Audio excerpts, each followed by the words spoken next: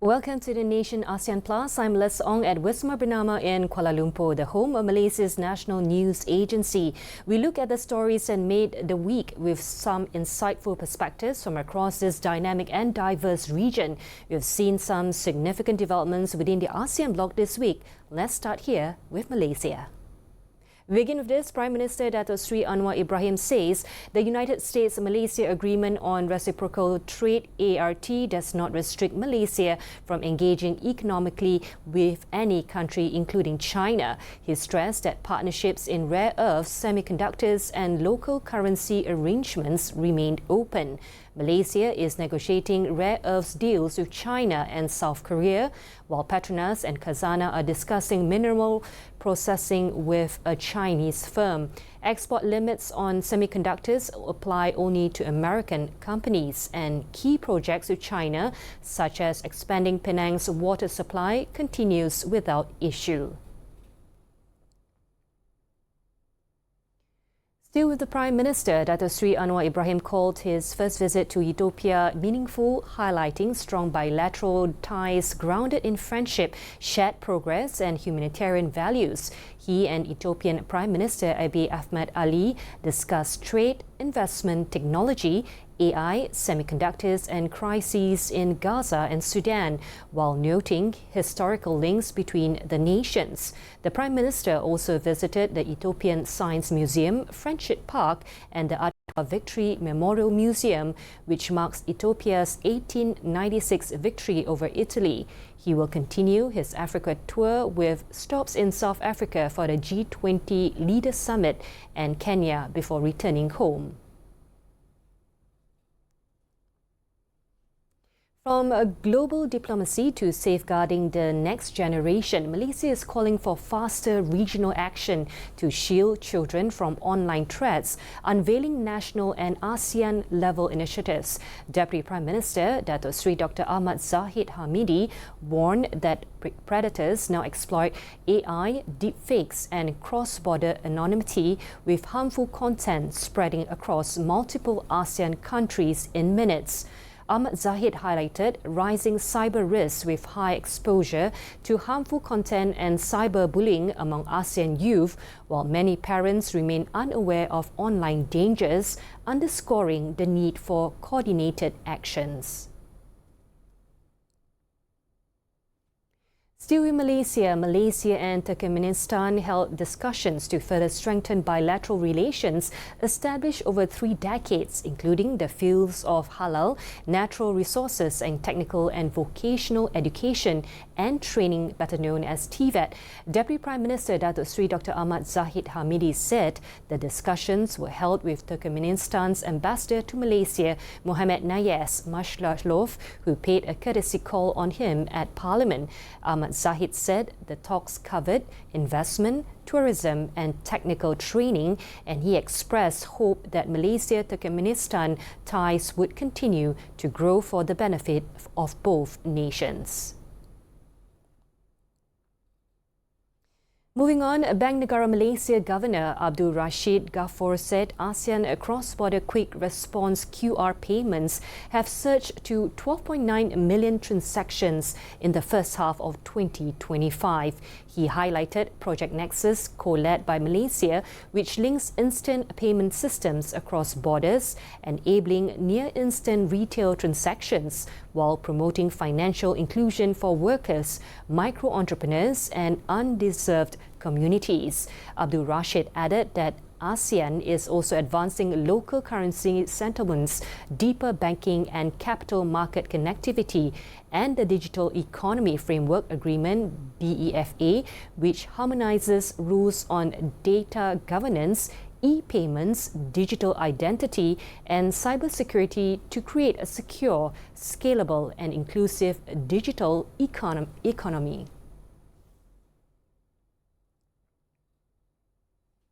Now, from diplomacy to cultural ties, the Australian High Commission in Kuala Lumpur unveiled a First Nations team mural marking 70 years of relations. Created by Australian designer Wayne Quilliam and Malaysian Orang Asli artist Shak Koyok, it features Bunjil eagle motifs. Temuan weaving patterns and ochre clay reflecting centuries-old traditions. Australian High Commissioner Danielle Henniker said the project strengthens cultural collaboration and shares indigenous heritage with Malaysia. The mural is permanently displayed on the High Commission's front fence for public viewing. Now we turn to technology and connectivity. Communications Minister Datuk Fahmi Fadzil says Malaysia offers some of the cheapest internet rates per gigabyte, alongside the fastest 5G network in Southeast Asia and the second fastest in the Asia Pacific after South Korea. He noted that this rapid 5G rollout demonstrates efforts to provide affordable, inclusive digital access and to strengthen Malaysia's position in international telecom forums, including its bid for re-election to the ITU Council.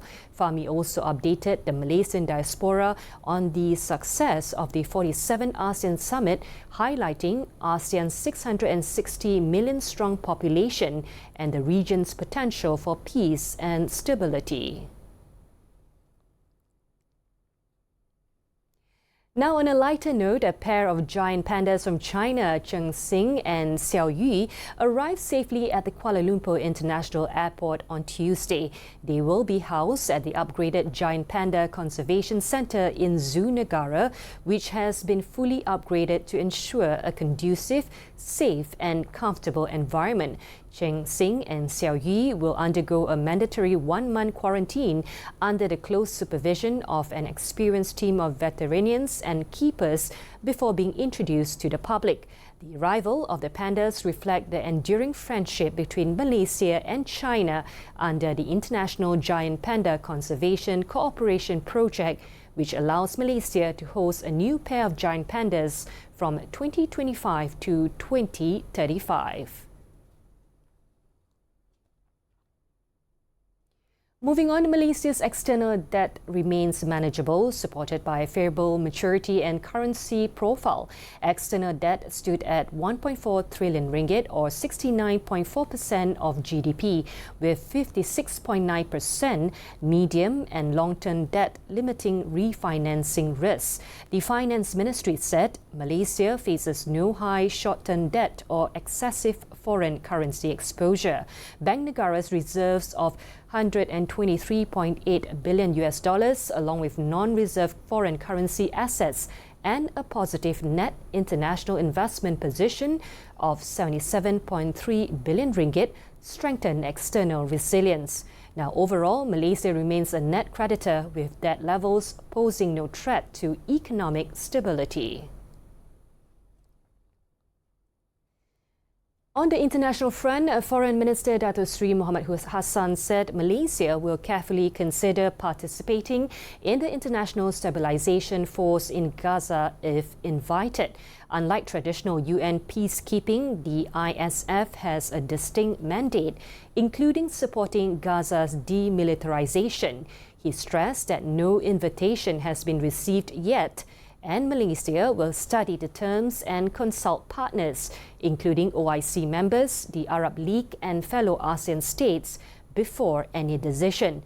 The UN Security Council recently approved the force to help restore stability in post-conflict Gaza. Back in a moment with more of the week's stories from across ASEAN. You're watching ASEAN Plus on Bernama TV.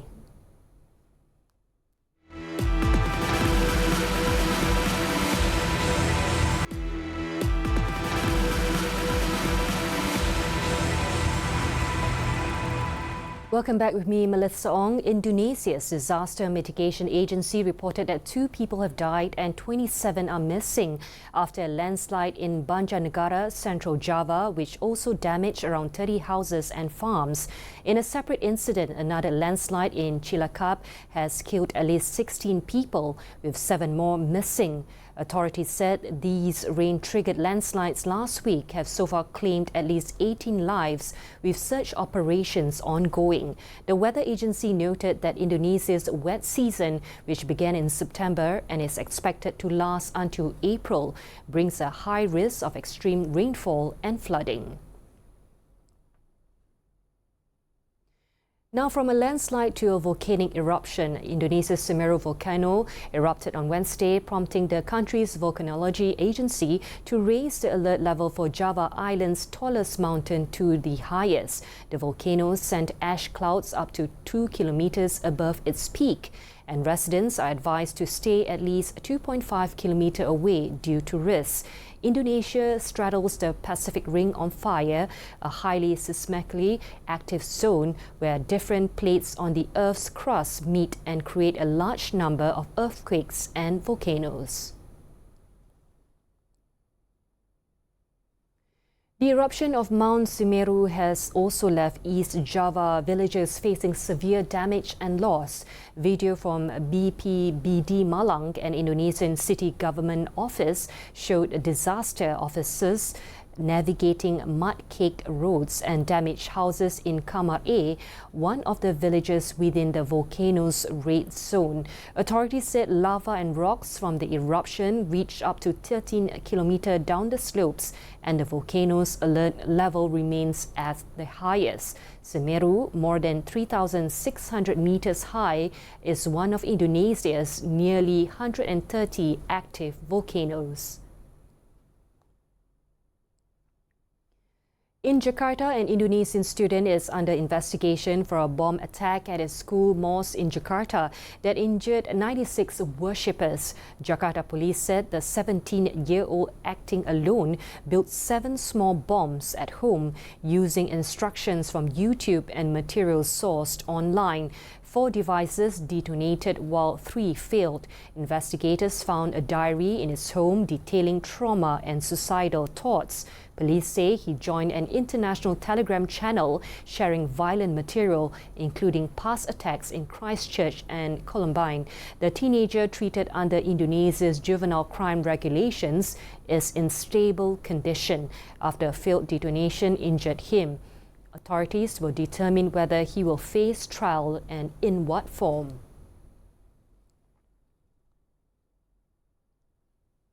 On a brighter note, in Thailand, after 19 years in a refugee camp, Burmese refugees are finally free, harvesting longan fruit in Chantaburi province. A labour shortage prompted the Thai government to grant work permits to over 40,000 Burmese refugees.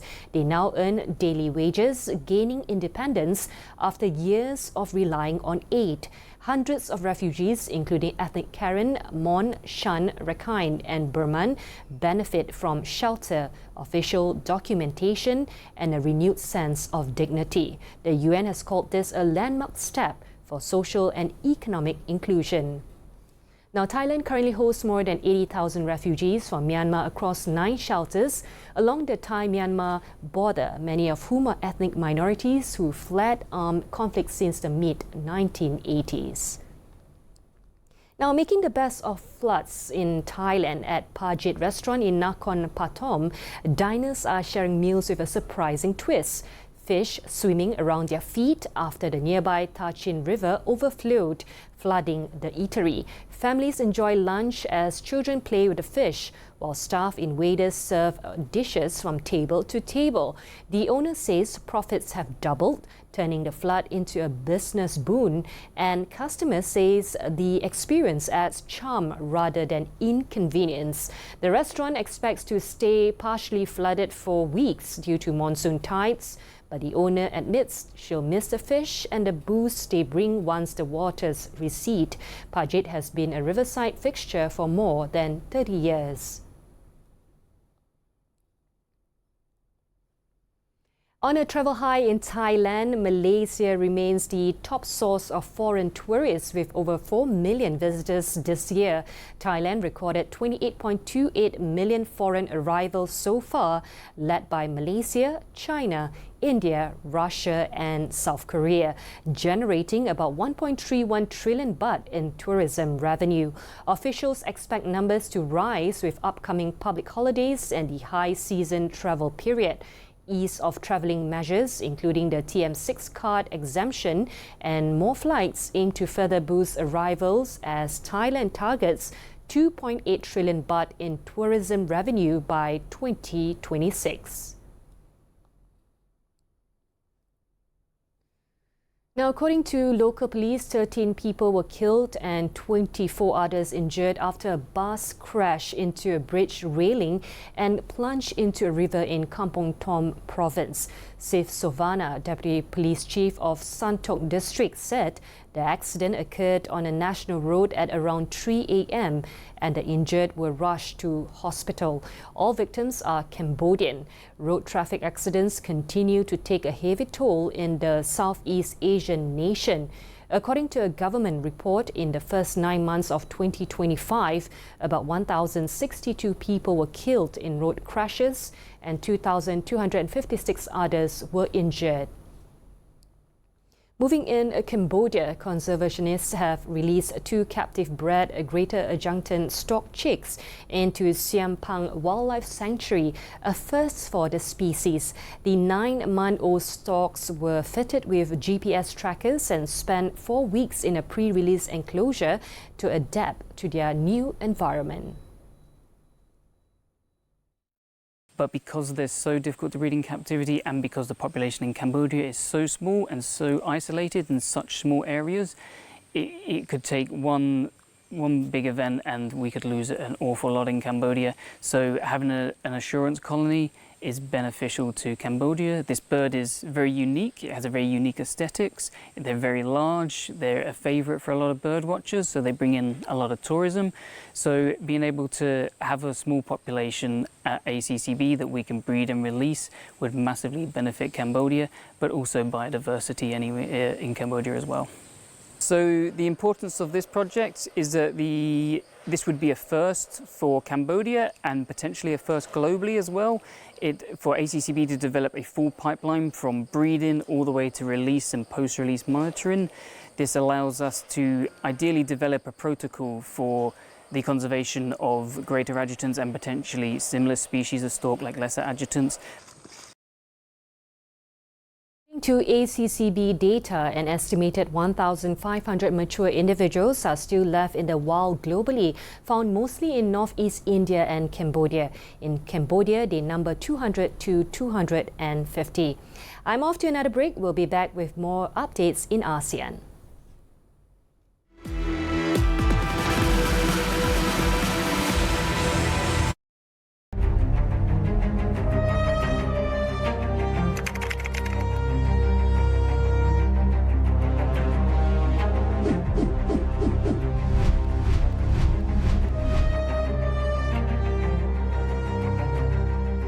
Skamer zaman sekarang tidak lagi menggunakan taktik lama.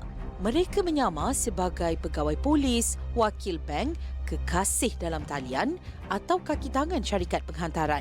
Dengan helah psikologi, mereka cuba membuatkan anda panik, takut atau terlalu teruja. Jangan mudah terpedaya.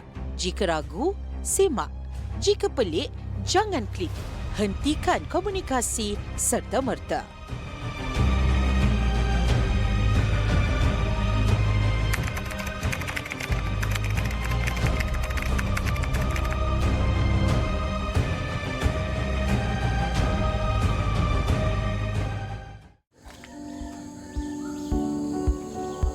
Setiap langkah kecil membawa kita menuju impian besar.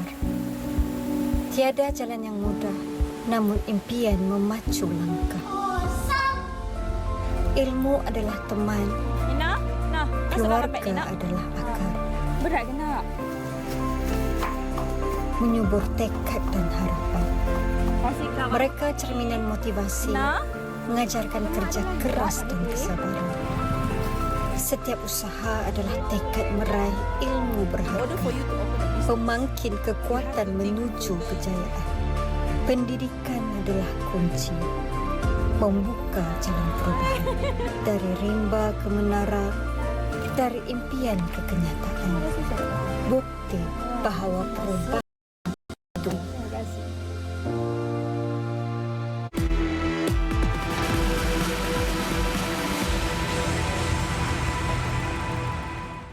Welcome back. The Nation Asean Plus continues with Vietnam. Heavy rains have wreaked havoc in Vietnam's central highlands, triggering a landslide that killed at least 7 people and left 1 missing. A bus travelling along the treacherous Can Li mountain pass was buried, killing 6 passengers and injuring 19. A separate landslide on Can Son Pass claimed another life and left 1 person missing. Rescue teams face ongoing challenges as rain continues to pound the region, underscoring how climate-driven storms are making floods and landslides increasingly destructive in Vietnam. Now, Vietnam recorded about 18 billion cashless transactions in the first 9 months of this year, with total values exceeding 260 quadrillion Vietnamese dong, about $9.9 billion US. Vietnam News Agency reported on Thursday, citing the State Bank of Vietnam's payment department, that of the total, internet-based payments reached 3.4 billion transactions, worth more than 76 quadrillion dong, or 2.89 billion US. Mobile-based payments accounted for nearly 12 billion transactions, with a total value of over 64 quadrillion dong, or 2.43 billion US. From Vietnam to the Philippines, its tourism sector is expecting a recovery in Chinese travellers as the country has resumed an e-visa service for Chinese citizens to boost bilateral ties and people-to-people exchanges. China was once one of the Philippines' biggest tourism drivers, spending about 1.7 million visitors a year before the COVID-19 pandemic. However, arrivals fell sharply amid border closures, tougher visa rules and geopolitical tensions. Now, the Philippines is trying to bring back those travellers back with a streamlined e-visa system. Its foreign ministry has implemented an electronic visa service for Chinese nationals since November 1st, allowing people to submit applications online for tourism or business activities for up to 14 days. The resumption is part of the Philippines' ongoing efforts to revive tourism, rebuild confidence, and strengthen exchanges and cooperation with China.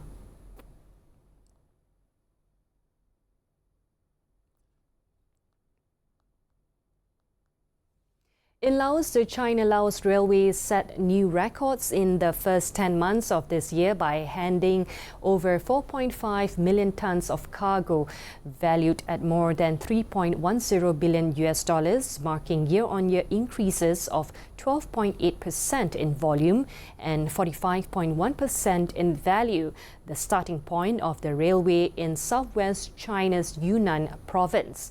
Agricultural products, including fruits imported from ASEAN countries via the railway from January to October, rose by 27% year-on-year, while exports on high-tech products, especially new energy vehicles, saw a year-on-year surge of 285%.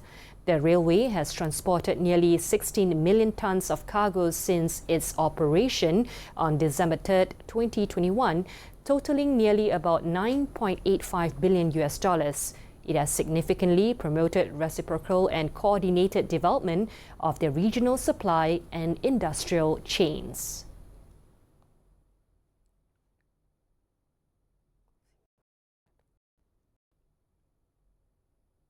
Well, this has been your weekly roundup of ASEAN. I'm Melissa Ong. Thanks for watching.